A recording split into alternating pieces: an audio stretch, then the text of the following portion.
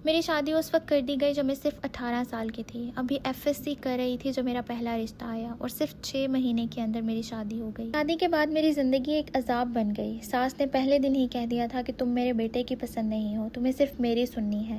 मुझे समझ ही नहीं आ रही थी कि मेरे साथ क्या हो रहा है। जब अल्लाह ने मुझे पहली दफ़ा माँ बनने की खुशी दी तो मैंने अपनी सास को बताया, लेकिन वो खुश नहीं हुई और कहने लगी कि इतनी जल्दी भी क्या थी। रोज़ के इल्ज़ाम, रोज़ की ज़िल्लत और पूरे 9 महीने तक रातों को रोती रहती थी। सास ये तक कह देती थी कि अल्लाह करे बच्चा पेट में मर जाए। और मेरे शौहर, वो पहले ठीक थे लेकिन माँ बहनों की बातों में आकर मुझसे लड़ाई करते। डॉक्टर्स ने बताया कि बच्चे का बचना मुश्किल है, लेकिन अल्लाह ने मुझे प्यारी सी बेटी दी। अगले साल मुझे फिर माँ बनने की खुशी मिली, लेकिन मेरा 5वें महीने में मिसकैरेज हो गया और इस बार मुझे बेटा था।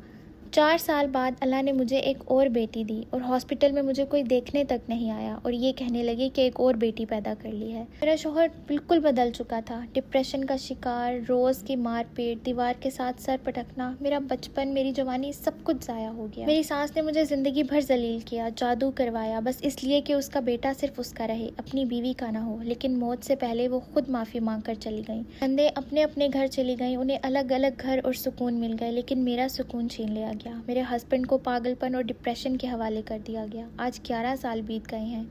मेरी गोद में 3 बेटियां हैं। मेरे ससुर और नंद लोग बहुत अमीर हैं। 2-2 घर बेटियों को दिए, उनके शोहरों को घर जवाई बनाया और मैं सिर्फ एक ही कमरे में बंद हूँ। मैं, मेरा शौहर और मेरी 3 बेटियां।